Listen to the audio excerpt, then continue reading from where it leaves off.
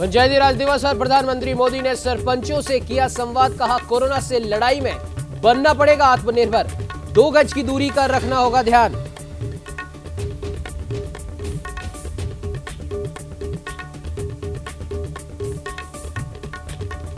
प्रधानमंत्री मोदी ने लॉन्च की स्वामित्व योजना, ड्रोन से होगी गांव की मैपिंग। मोदी बोले, हर गांव तक तेजी से पहुंचे जानकारी और मदद।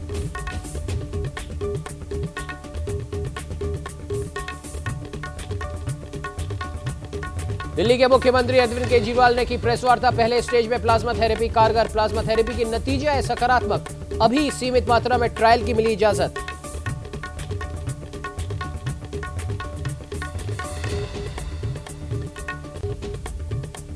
दिल्ली के बाबू जगजीवन राम अस्पताल में डॉक्टर समेत 7 स्टाफ कोरोना संक्रमित। नॉर्थ दिल्ली नगर निगम का एक कर्मचारी भी पाया गया पॉजिटिव।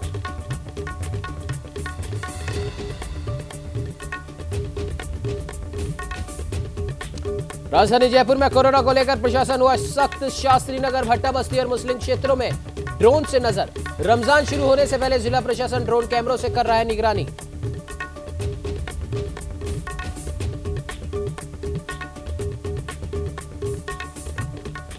नमस्कार, स्वागत है आपका न्यूज इंडिया में। मैं हूं आपके साथ उमंग माथुर। अब आइए बुलेटिन की शुरुआत कर लेते हैं इस वक्त की कुछ प्रमुख खबरों के साथ। प्रधानमंत्री नरेंद्र मोदी ने आज पंचायती राज दिवस के मौके पर देश के सरपंचों को बधाई दी। उन्होंने ई स्वराज पोर्टल मोबाइल ऐप एवं स्वामित्व योजना का शुभारंभ करते हुए इसकी महत्ता भी बताई। साथ ही उन्होंने कहा कि कोरोना संकट से हमें संदेश मिलता है कि अब हमें आत्मनिर्भर बनना पड़ेगा। और वहीं प्रधानमंत्री ने कहा कि किसान का स्वस्थ रहना बेहद जरूरी है, क्योंकि वो हमारा अन्नदाता है। तो वहीं प्रधानमंत्री ने देश के चुनिंदा सरपंचों से बात कर उनसे लॉकडाउन के दौरान परेशानियों के बारे में पूछा। साथ ही उन्हें भेजी जाने वाली रकम से संबंधित सवाल भी किए, जिसका सरपंचों ने संतोषजनक जवाब दिया। इसके अलावा प्रधानमंत्री ने उनसे गांवों में सैनिटाइजेशन के इंतजामों का भी ब्यौरा लिया।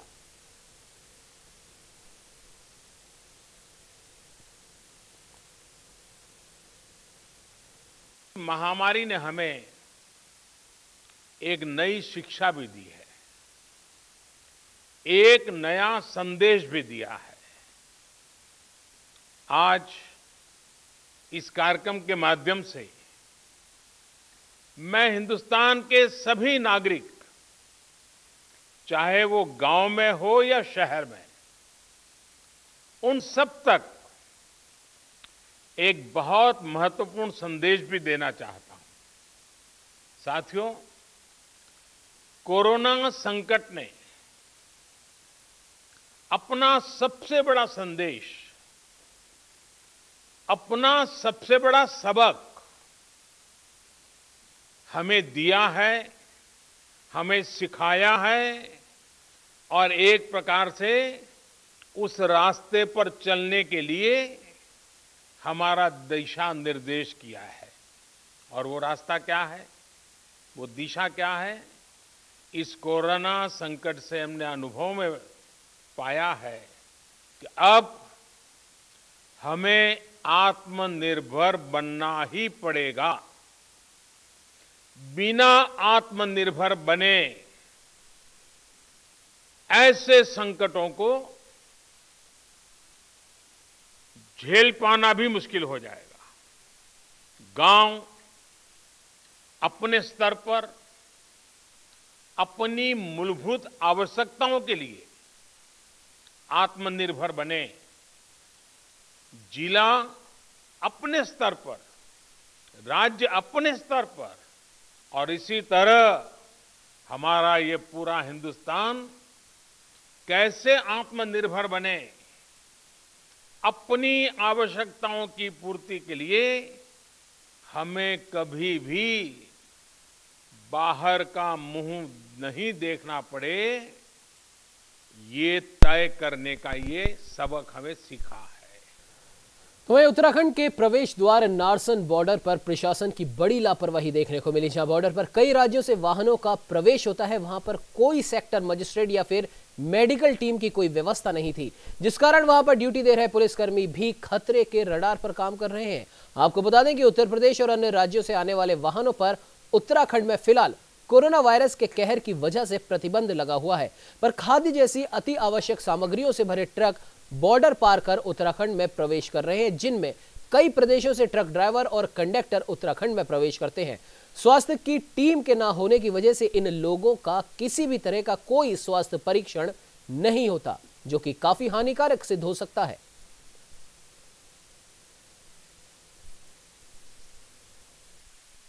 इस संबंध में निश्चित रूप से अनुरोध किया गया है कि विशेष रूप से नारसन बॉर्डर पर एक स्वास्थ्य विभाग की टीम वहां डिप्लॉय रहे और उस संबंध में अपेक्षित कार्रवाई का आश्वासन दिया गया है। लेकिन हमें भी अंदाजा है कि दबाव बहुत है स्वास्थ्य विभाग के ऊपर और ऐसे में परफॉर्म करने में समस्याएं आती हैं, फिर भी चुनौतियां हैं और उन चुनौतियों के बीच ही आपको आउटपुट देना होता है। अभी वैश्विक आपदा की स्थिति है और ऐसी स्थिति में हम सबको संयम और धैर्य से ही काम लेना है। लॉकडाउन के चलते रुके हुए कई सरकारी निर्माण कार्य फिर से शुरू हो गए हैं। जहां हरिद्वार में कुंभ मेला 2021 के लिए कई स्थायी निर्माण कार्य जारी है, तो वहीं इसके अलावा शहर में बिजली की लाइनों को अंडरग्राउंड करने का कार्य भी किया जा रहा है। आपको बता दें कि पिछले 1 महीने से लॉकडाउन के कारण ये सभी निर्माण कार्य रोक दिए गए थे और साथ ही सभी विभागों को निर्देश दिए गए हैं कि कार्यस्थल पर मास्क और सैनिटाइजर पर्याप्त मात्रा में रहे और उसके अलावा सोशल डिस्टेंसिंग का भी पूरा ध्यान रखा जाए।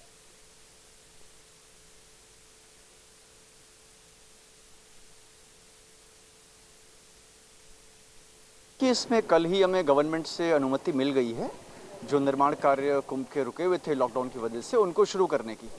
तो इसमें अभी हमने वो काम शुरू किए हैं जहाँ पे कि पहले से लेबर मौजूद थी, जैसे कि आपके पीडब्ल्यूडी के ब्रिजेस बन रहे थे बैरागी कैंप में, ये शुरू हो गए हैं। जल निगम के जो आईवेल्स और ट्यूबवेल्स बन रहे थे, ये वाले काम भी शुरू हो गए हैं। और सिडकुल धनौरी मार्ग जिसको कि इरिगेशन डिपार्टमेंट बना रही है, उस पर भी काम शुरू हो गया है।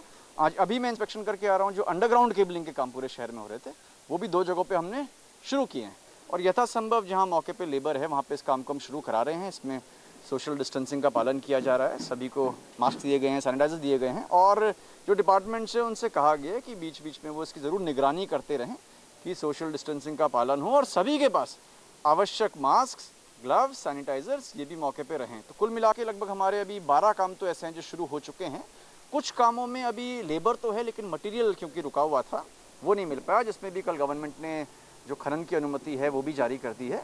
तो मैं समझता हूं कि अगले 2 दिन में वो काम भी हमारे शुरू। जिसका कोई नहीं है उसके कोरोना वॉरियर्स हैं और ये लाइन उधम सिंह नगर में उस वक्त सटीक बैठी जिस वक्त एक व्यक्ति के अपने नहीं आने पर पुलिस ने ही उनका अंतिम संस्कार किया।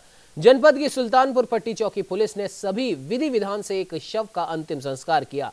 ये कोरोना महामारी के दौरान सूबे में पहला ऐसा मामला है जहां पर अपनों के न आने पर पुलिस ने शव को पंचतत्व में विलीन किया। आपको बता दें कि 19 अप्रैल को कोसी नदी में एक शव मिला था, जिसको लेकर काफी खोजबीन के बाद भी उनके अपने नहीं आ सके। बाजपुर कोतवाली के सुल्तानपुर पट्टी चौकी क्षेत्र के कोसी नदी में विगत दिनों एक शव तैरता हुआ दिखाई दिया, जहां पर लोगों ने इसकी सूचना पुलिस को दी और खोजबीन के बाद जब कोई नहीं मिला तो फिर पुलिस ने ही उस शव का अंतिम संस्कार किया।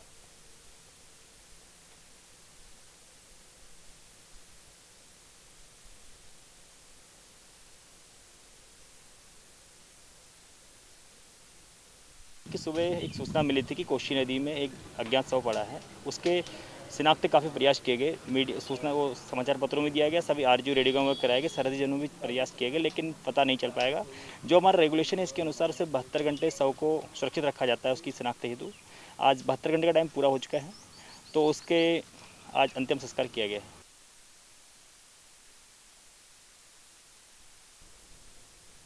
तो ये उत्तर प्रदेश के लखीमपुर खीरी में आपको बता दें कि ग्राम विकास अधिकारी पर जानलेवा हमला करने का एक मामला सामने आया है। दरअसल ग्राम विकास अधिकारी बांकेगंज क्षेत्र के मुड़ा खजुआ में मनरेगा के लोगों को मास्क वितरण करने गए थे, जहां दबंगों ने उन पर जानलेवा हमला कर दिया। तो वहीं घटना की सूचना मिलने पर पुलिस मौके पर पहुंची और घायल को अस्पताल में भर्ती करवाया। फिलहाल पुलिस पूरे मामले की जांच कर रही है।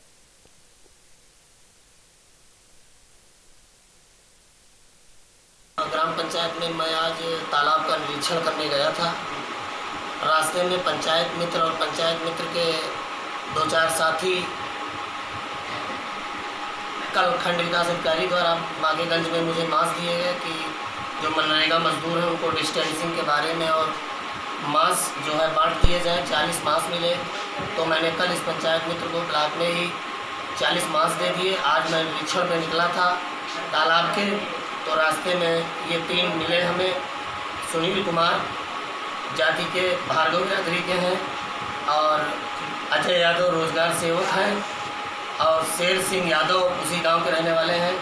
इन तीनों लोगों से मैंने पूछा कि जो कल मास्क दिए गए थे क्या वो वितरण कर दिए गए। सुबह मैंने फ़ोन किया रोजगार सेवक को, तो रोजगार सेवक ने कहा कि काम शुरू हो गया है। मैंने कहा तालाब पे कितने लेबर लगे हैं, तो हमसे पूछा कि आप हैं कहाँ, तो मैंने कहा मैं फील्ड में ही हूँ, और ये पूरी प्री प्लानिंग बना के आज मुझ पर आत्मघाती हमला किया गया। तो उत्तर प्रदेश के मथुरा में लगातार तीसरे दिन कोरोना का एक नया मरीज मिला है, जहां मथुरा में कोरोना संक्रमितों की संख्या 9 पहुंच गई है। आपको बता दें कि कोरोना संक्रमित ने अपनी जांच प्राइवेट लैब में करवाई थी, जहां जांच रिपोर्ट पॉजिटिव आई है। तो वहीं रिपोर्ट पॉजिटिव आने के बाद स्वास्थ्य विभाग भी अब लगातार नजर बनाए हुए है। फिलहाल मरीज को जिला अस्पताल में आइसोलेशन वार्ड में रखवाया गया है। तक जिला मथुरा में हमने 637 लोगों का सैंपलिंग कराई है, और इनमें से कुछ सैंपल दोबारा या तिबारा भी हुए हैं। तो टोटल जो सैंपल हुए हैं वो 695 हैं, और 637 लोगों की सैंपलिंग हुई है।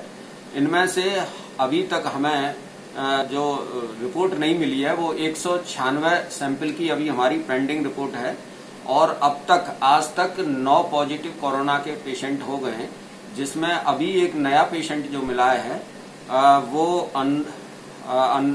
अनुराग चतुर्वेदी हैं, जो चौबिया पाड़ा के हैं, और इन्होंने अपनी रिपोर्ट पैथ काइंड से कराई थी, जांच कराई थी।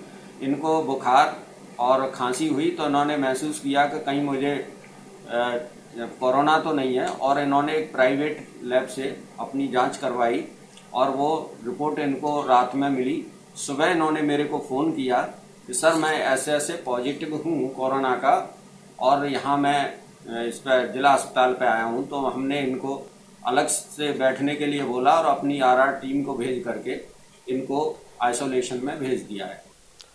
तो उत्तर प्रदेश के लखीमपुर खीरी में अवैध शराब के खिलाफ लगातार अभियान चलाया जा रहा है, जहां पुलिस और आबकारी विभाग ने संयुक्त रूप से कार्रवाई करते हुए भटपुरवा गांव में 4 शराब की भट्टी और 10,000 किलो लहन को नष्ट करवाया, और इसके साथ ही करीब 500 लीटर अवैध कच्ची शराब भी बरामद की। हालांकि पुलिस ने इस मामले में अभी तक किसी को गिरफ्तार नहीं किया है।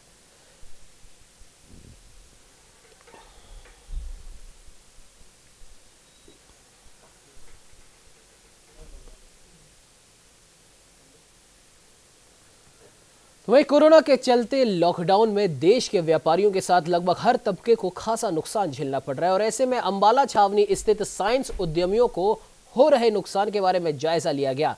इस दौरान scientific apprentice and manufacturers association के प्रधान उमेश गुप्ता ने बताया कि व्यापारियों ने हमेशा सरकार के आदेशों की पालना की है, फिर चाहे डोनेशन के जरिए सरकार की मदद करना ही क्यों ना हो। लेकिन 31 मार्च से पहले हुए लॉकडाउन की वजह से हमारा सारा धंधा ठप हो गया, सारा सामान गोदामों में पड़ा है।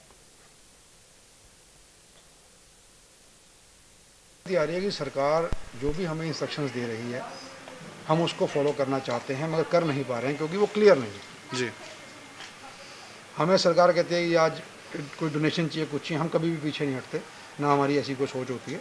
बट क्या है कि हम चाहेंगे सरकार से कि वो हमें भी कोऑपरेट करे, और साथ में जो हमारा पिछले आप समझ लो 1-1.5 महीने से जो काम बंद है, क्योंकि रीज़न क्या था कि जो 31 मार्च से पहले काम बंद हो गए थे, जो ऑर्डर्स थे इंस्टीट्यूशंस के, स्कूल्स के, कॉलेजेस के, वो सारे के सारे जो लास्ट में थे पेंडिंग हुए। अब उनके पास पेमेंट तैयार पड़ी हुई है, माल हमारे पास पैक पड़ा हुआ है, कुछ माल रास्ते में रुक गया है, जिसका कोई हमारे पास कोई भी फीडबैक नहीं है। तो वही राजस्थान के झुंझुनू में कभी सबसे पहला केस आया था, और काफी दिनों तक झुंझुनू प्रदेश में तीसरे नंबर पर भी रहा, जहां पर कोरोना पॉजिटिव सर्वाधिक केस थे। लेकिन अब हालात बदल गए हैं, और अब पॉजिटिव केस की जगह पॉजिटिव वेव आनी शुरू हो गई है, और यही कारण है कि अब झुंझुनू में 41 पॉजिटिव केस में से महज 9 केस ही पॉजिटिव बचे हैं, बाकी के 32 केस नेगेटिव हो चुके हैं। सीएमएचओ डॉक्टर प्रताप सिंह दूतड़ ने बताया कि झुंझुनू जिले में जितने पॉजिटिव केस थे उनके सभी के कॉन्टैक्ट पर्सन के सैंपल ले लिए गए, और अब झुंझुनू के 41 पॉजिटिव केस में से 24 पॉजिटिव केस ही भर्ती हैं। इनमें से 12 जयपुर के एसएमएस अस्पताल में, 7 बीडी के अस्पताल झुंझुनू में और 5 आरयूएचएस जयपुर में भर्ती हैं। झुंझुनू जिले में देखिए अब तक 40 केस पॉजिटिव आए थे, जिनमें से 32 आज नेगेटिव हो गए हैं और 8 केस अभी अपने जिनका इलाज चल रहा है, जिसमें से 5 एसएमएस हॉस्पिटल में है और 3 बीडी के अस्पताल झुंझुनू में इलाज जिनका चल रहा है। टोटल 17 पेशेंट 40 में से डिस्चार्ज हो गए हैं। 23 पेशेंट जो हैं वो अभी इलाज चल रहा है इनका, कुछ एसएमएस में है, कुछ आरयूएचएस में क्वारंटाइन में है, कुछ बीडी के अस्पताल में 3 नेगेटिव होके और क्वारंटाइन सेंटर में है। 4142 सैंपल अपने टोटल लिए हैं, उनमें से 3859 नेगेटिव आए हैं और 122 की रिपोर्ट आना अभी शेष है। आज और सैंपल हम शाम को लेंगे। अब क्योंकि कोई पॉजिटिव केस के कॉन्टैक्ट हमारे पास सैंपल लेने के लिए नहीं है, तो कम्युनिटी में से हम रैंडम सैंपलिंग उठाएंगे ताकि ये पता चल सके कि कहीं कोई छुपा हुआ केस तो पॉजिटिव नहीं है। वहीं नागौर में लगातार कोरोना पॉजिटिव मामले बढ़ते जा रहे हैं और यहां कोरोना पॉजिटिव की संख्या बढ़कर 93 हो चुकी है। नागौर के मुंडवा में ब्लॉक के रूण गांव में एक युवक कोरोना पॉजिटिव मिला, जिसके बाद हड़कंप मच गया और प्रशासन पूरी तरह अलर्ट हुआ। कोरोना पॉजिटिव युवक 20 अप्रैल को महाराष्ट्र से अपने गांव रूण आया था और इस मामले के पता चलने के बाद मुंडवा बीसीएमओ डॉक्टर राजेश बोगासरा ने बाहर से आए लोगों के सैंपल लेकर जांच शुरू कर दी है।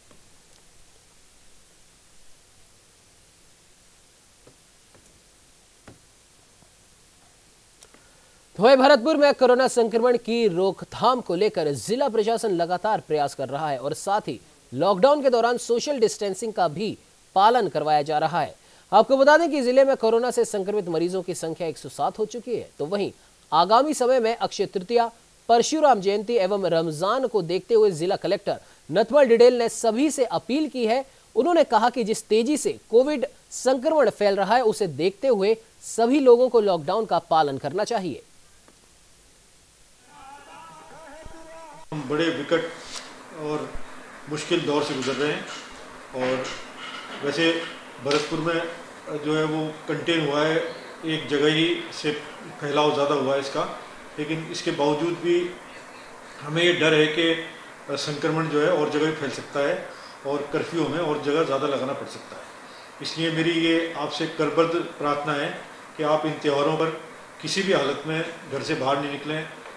ख़ास तौर से रमज़ान पर हमने सभी धर्मगुरुओं से, इमामों से, मौलवियों से सबसे अपील करवाई है और मैं भी आपसे अपील करना चाहता हूँ कि इस दौरान आप घर में रहें, घर में रहकर इबादत करें। ये बहुत ही पवित्र महीना है, आप जो है वो अपने घर वालों के साथ इबादत करें। वहाँ भी सोशल डिस्टेंसिंग यानी कम से कम 6 फीट की दूरी बनाए रखें। तो वहीं भरतपुर में कोरोना मरीजों की संख्या 107 तक पहुंच चुकी है और इसके बावजूद कुछ लोग सोशल डिस्टेंसिंग की पालना नहीं कर रहे। दरअसल कुछ दिनों से भरतपुर की सब्जी मंडी में कई दिनों से लोगों की भीड़ बढ़ रही थी, जिसकी शिकायत प्रशासन को दी गई और उसके बाद प्रशासन की ओर से कार्रवाई कर 13 लोगों को गिरफ्तार किया गया। तो वहीं अतिरिक्त जिला कलेक्टर शहर डॉक्टर राजेश गोयल ने कहा कि कोरोना वायरस के संक्रमण की रोकथाम के लिए सोशल डिस्टेंसिंग अपनाना बेहद जरूरी है। इसके लिए लोगों को इसकी पालना करनी ही होगी। जो मेन रोड सब्जी मंडी है, थोक सब्जी मंडी, उसमें लगातार शिकायतें प्राप्त हो रही थी कि वहाँ पर भीड़ अत्यधिक हो रही है, सोशल डिस्टेंसिंग की पालना नहीं कर रहे हैं, जो अपनी एडवाइजरी है कोविड से दूर रखने की, उस एडवाइजरी की पालना बिल्कुल नहीं हो रही है। जबकि मंडी प्रशासन द्वारा, समिति द्वारा लगातार इस बात का अनाउंसमेंट किया जा रहा है, माइक लगवा दिया गया है, पूरे प्रयास बीच बीच समझाने के भी किए। हम लोग भी लगातार यहाँ का भ्रमण कर रहे हैं, दिन प्रतिदिन बार बार समझाया भी गया है, लेकिन ये लोग नहीं मान रहे हैं। इसलिए आज एक बार उन्हें आकर के यहाँ पर कार्रवाई की है और जो लोग इसकी एडवाइजरी का पालन नहीं कर रहे हैं उनको गिरफ्तार भी किया गया। तो लॉकडाउन के बीच दुकानदारों की कालाबाजारी करने की सूचनाओं के बाद अब प्रशासन सतर्क नजर आ रहा है, जिसके चलते सीकर के दातारामगढ़ में उपखंड अधिकारी अशोक कुमार रणवा और तहसीलदार ने दुकानों का औचक निरीक्षण किया, जहां दुकानों पर रेट लिस्ट नहीं लगी हुई थी और ऐसा पाए जाने पर अधिकारियों ने दुकानदारों को फटकार भी लगाई, जिससे दुकानदारों में हड़कंप मच गया। तो वहीं कई दुकानदार अपनी अपनी दुकानों को बंद करके वहां से भाग छूटे। माता के मुख्य मार्केट में वही तहसीलदार पटवार हल्का यहाँ का निरीक्षण किया गया। कंट्रोल रूम में भी कई दुकानदारों द्वारा और रेट की शिकायतें आ रही थी, इस संबंध में सभी को निर्देशित कर दिया गया कि किसी के पास ओवर रेट नहीं हो। और जहाँ तक जर्दा, बीड़ी, पान मसाला जो बेच रहे हैं उस संबंध में भी शिकायतें थी। एक दुकान पे इस संबंध में जांच की गई और उसके पास कुछ मात्रा में प्राप्त हुआ, उसकी बनाई जा रही है, प्रत्यक्ष कार्रवाई की जाएगी। तो वहीं सीकर जिले के खंडेला कस्बे में लॉकडाउन के दौरान अव्यवस्थाओं का आलम देखने को मिल रहा है। चौपड़ बाजार सहित कस्बे के कई बाजारों में सामान्य दिनों की तरह ही दुकानें खुल रही हैं, जिसकी वजह से ग्राहक भी आम दिनों की तरह खरीदारी करने के लिए आ रहे हैं। यहां तक कि लोग खरीदारी के दौरान सोशल डिस्टेंसिंग को लेकर भी सतर्क नजर नहीं आ रहे। प्रशासन की ढिलाई का आम दुकानदार भी जमकर फायदा उठा रहे हैं। प्रशासन ने कोरोना वायरस के मद्देनजर केवल जरूरी सेवाओं से जुड़े दुकानदारों को ही छूट दी है। बावजूद इसके लापरवाही जारी है, जो कि कभी भी भारी पड़ सकती है।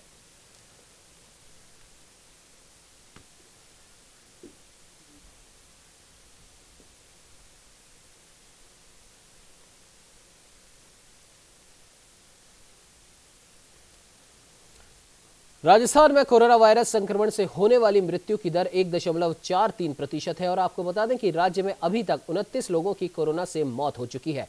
तो वहीं चिकित्सा एवं स्वास्थ्य मंत्री डॉक्टर रघु शर्मा के अनुसार राज्य में कोरोना वायरस संक्रमण से जो मौतें हुई हैं, उनमें भी मरीज अन्य घातक बीमारियों से ग्रसित थे। डॉक्टर शर्मा ने बताया कि कोरोना वायरस संक्रमण से होने वाली मौतों की राष्ट्रीय दर 3.18% है। तो वहीं राजस्थान में ये काफी कम है और इस लिहाज से वो देश में 15वें स्थान पर है। साथ ही उन्होंने कहा कि राज्य में पॉजिटिव से नेगेटिव होने वाले मरीजों की दर भी अन्य राज्यों की तुलना में काफी बेहतर है। राष्ट्रीय औसत 3.18% है मोर्टिलिटी का और हमारे राज्य का औसत है 1.43% और हम 15वें नंबर पे हैं। हमारे यहाँ जो लोगों की मृत्यु का आंकड़ा है वो सिर्फ कोविड की वजह से नहीं है, उनको अन्य बीमारियां भी है और एज फैक्टर भी, डायबिटीज़ है, हाइपरटेंशन है या हार्ट की डिजीज़ है, किडनी की प्रॉब्लम है, कैंसर के मरीज़ हैं। इस तरह की जो गंभीर बीमारियों वाले लोग हैं जिनका इम्यून सिस्टम कमज़ोर हो गया, उन लोगों की कैजुअलिटी हुई। अकेले कोविड की वजह से किसी की मृत्यु राजस्थान में आज तक नहीं हुई। हालांकि जो भी मृत्यु हुई है वो 1.43% है, जो कि राष्ट्रीय औसत से बहुत कम है।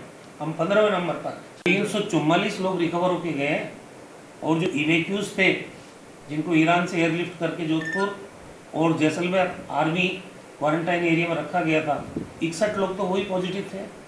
उनमें से कल बहुत सारे लोगों को लद्दाख वायुसेना के विमान से वापस भेजा गया है, उनकी जो अवधि पूरी हो गई थी। तो कुल मिला के राजस्थान में जो प्रयास सरकार के द्वारा किए गए हैं, स्थिति हमारे नियंत्रण में है। वहीं राजस्थान के राज्यपाल कलराज मिश्र ने कहा कि कोरोना वैश्विक महामारी के इस दौर में कलाकारों को राहत देना अति आवश्यक है। उन्होंने कहा कि छोटे और मध्यम कलाकारों की चिंता हमें ज्यादा करनी चाहिए। कलाकारों के आत्मविश्वास को डिगने नहीं देना है। छोटे और मध्यम स्तर के कलाकारों को पंजीकृत किया जाना जरूरी है ताकि ऐसे कलाकारों को भी केंद्र और राज्य सरकार की योजनाओं से जोड़कर वित्तीय लाभ दिए जा सके। राज्यपाल और पश्चिम क्षेत्र सांस्कृतिक केंद्र के अध्यक्ष कलराज मिश्र ने राजभवन से पश्चिम क्षेत्र सांस्कृतिक केंद्र के सदस्य राज्यों से वीडियो कॉन्फ्रेंस के माध्यम से कोविड-19 के दौर में लोक कलाकारों के वित्तीय हालातों पर चर्चा की। यात्रा पश्चिमाला कार्यक्रम की तर्ज पर यात्रा रूपी कार्यक्रम का आयोजन किया जाए।